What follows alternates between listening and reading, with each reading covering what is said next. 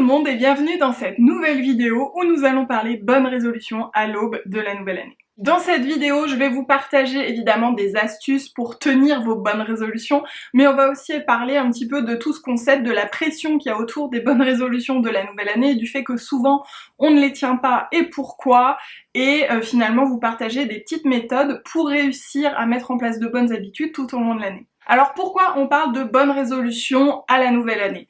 Tout simplement parce que la nouvelle année, comme un lundi, comme un nouveau mois, comme une rentrée, c'est un renouveau, c'est une occasion de redémarrer, de partir sur une page blanche et de se réécrire, se réinventer, de se relancer dans de nouveaux projets et peut-être d'aller vers la meilleure version de soi en essayant d'améliorer certains de ses comportements.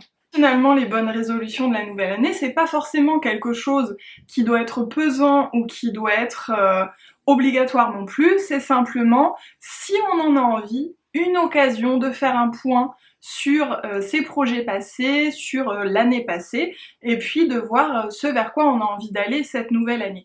Donc c'est juste une occasion en plus de faire un point sur ses objectifs. Donc c'est pas une obligation évidemment de prendre des bonnes résolutions en janvier, vous êtes nombreux, j'avais fait un petit questionnaire sur Instagram à me dire d'ailleurs que vous n'en preniez plus parce que de toute façon vous ne les teniez jamais.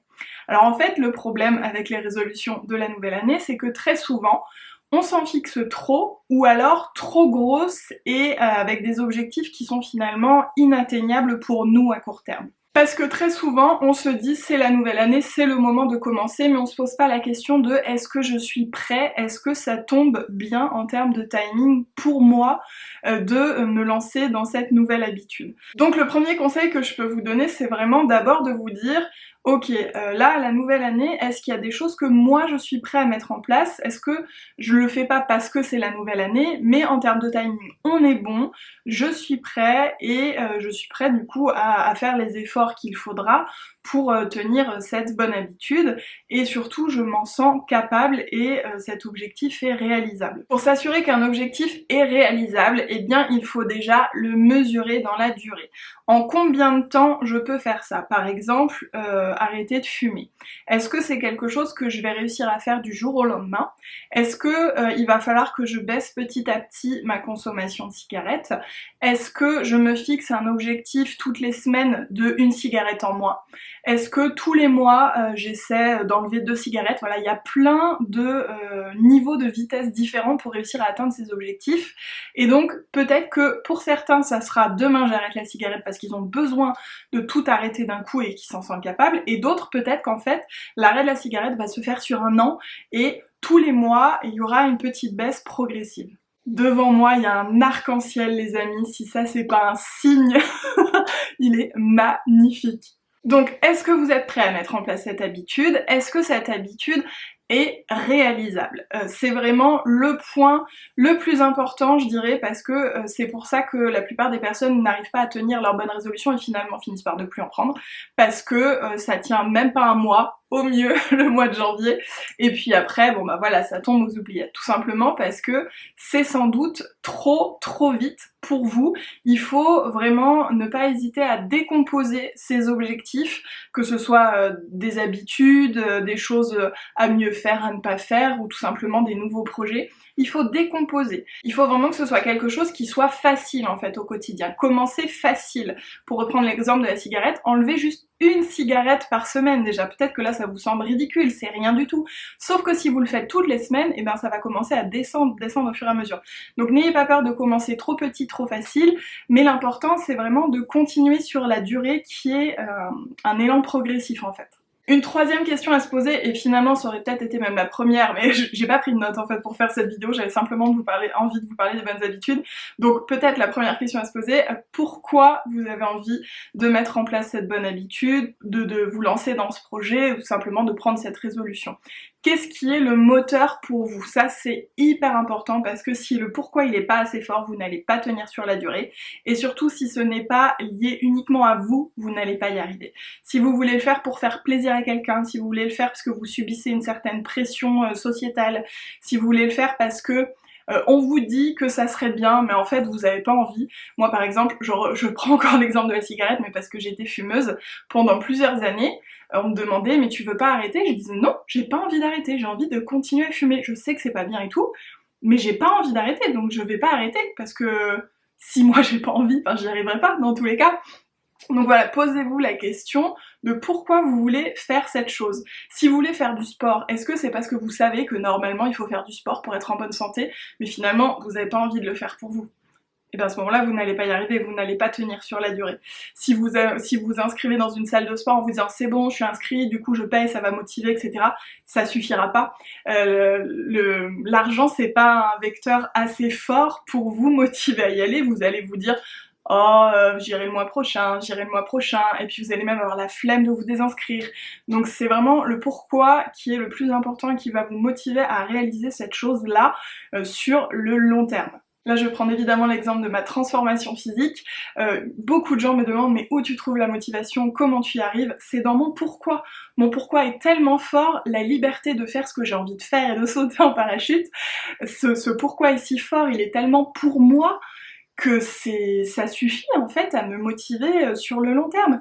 Je sais que c'est pour moi, que c'est pour ma liberté, c'est tellement fort la liberté, que voilà, c'est vraiment toute l'essence de ma motivation. Je vous disais aussi de savoir si vous êtes prêt, vraiment, si vous voulez juste le faire parce que c'est le 1er janvier et que vous n'êtes pas prêt, c'est pas le bon moment dans votre vie, etc., ça fonctionnera pas.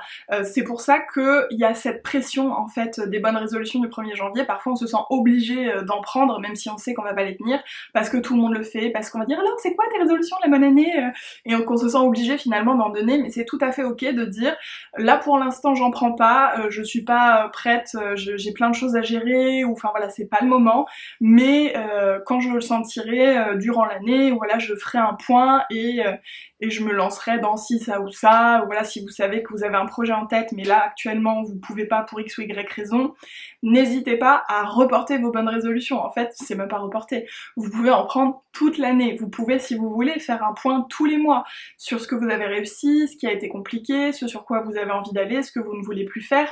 Ça, c'est un point qu'on fait tous les ans, mais c'est aussi un point qu'on peut faire toutes les semaines, tous les mois, tous les trimestres. C'est comme vous en avez envie et comme vous en ressentez le besoin. Et si vous n'avez pas envie du tout de prendre de résolutions, de nouvelles bonnes habitudes, etc., c'est ok aussi. Peut-être qu'à l'heure actuelle, vous avez juste besoin d'être tranquille, de vous reposer, de vous occuper d'autres choses, enfin voilà, c'est tout à fait ok. Juste pensez à garder toujours un petit peu de temps pour vous, que ce soit en allant vous balader pendant une demi-heure, voilà, pensez juste à un petit sas de décompression, parce que je sais que parfois on peut se laisser envahir par son quotidien, la routine, et par les enfants, le travail, les obligations. Donc voilà, juste même si vous n'êtes pas du tout disposé à mettre en place de nouvelles bonnes habitudes, c'est ok, mais pensez quand même à prendre du temps pour vous. Rien que pour vous, j'insiste, même si j'imagine que c'est très compliqué dans certaines situations, mais c'est hyper important. Ne vous faites pas passer en dernier.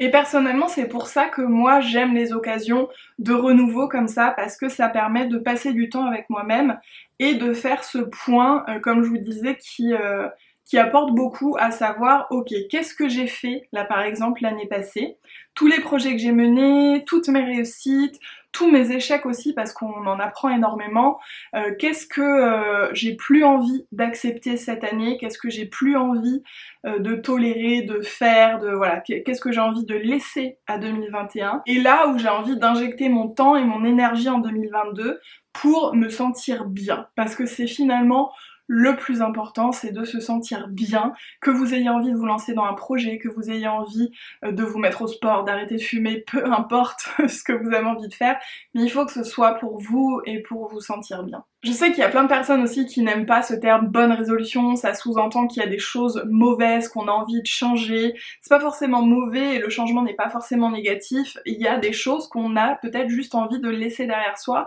et il y a des choses qui nous rendraient plus heureux si c'était autrement, donc c'est tout à fait ok. Et après vous pouvez l'appeler comme vous voulez, des intentions, des bonnes actions, enfin voilà, vraiment c'est le mot bonne résolution, on s'en fiche, c'est juste un mot qui vient finalement lister en gros tout ce que vous souhaitez mettre en place pour vous sentir bien. Et un dernier petit point qui concerne vraiment les choses que vous avez envie de lister voilà, pour 2022, c'est qu'il faut que ce soit des choses qui ne dépendent que de vous.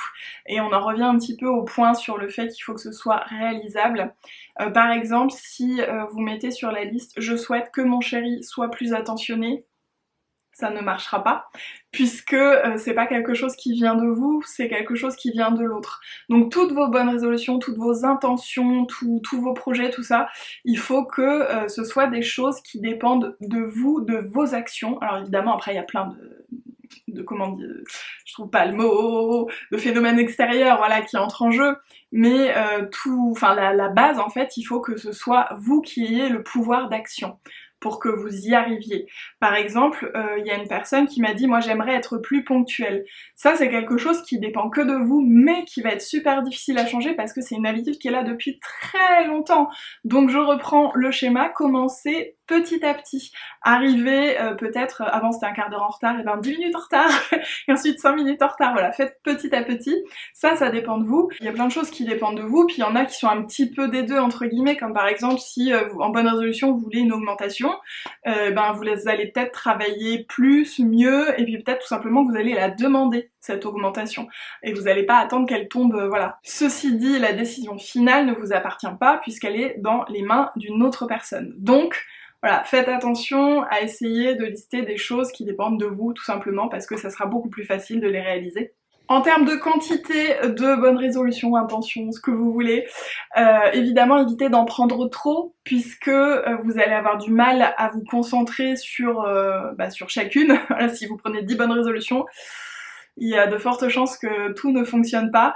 Pourquoi pas n'en prendre qu'une et s'y tenir, et une fois que c'est fait, dans quelques mois, hop, en prendre une nouvelle. C'est tout à fait possible. Je vous conseille par exemple d'en prendre 3 et dans des domaines différents pour qu'il n'y ait pas un effort énorme sur une partie de votre vie et 3 petits efforts on va dire au quotidien dans des domaines différents, donc par exemple professionnel, personnel et pourquoi pas le bien-être, le corps, enfin voilà, essayez de diviser un petit peu dans 3 pôles pour que ça reste accessible et que ça n'ait pas l'air d'être une montagne énorme. Mon dernier petit conseil c'est de noter ces bonnes résolutions dans un carnet, si vous faites un bullet pourquoi pas, mais voilà, d'avoir une trace écrite et puis tous les mois ou toutes les semaines comme vous en avez envie, mais tous les mois je pense que c'est pas mal, de revenir faire un petit point et de noter quelles actions vous avez mis en place pour aller dans ce sens, qu'est-ce qui a évolué, qu'est-ce qui a été difficile, qu'est-ce que vous pouvez modifier, est-ce que peut-être l'objectif de base il était un peu trop haut ou pourquoi pas un peu trop bas, mais voilà, gardez une trace et faites un petit point tous les mois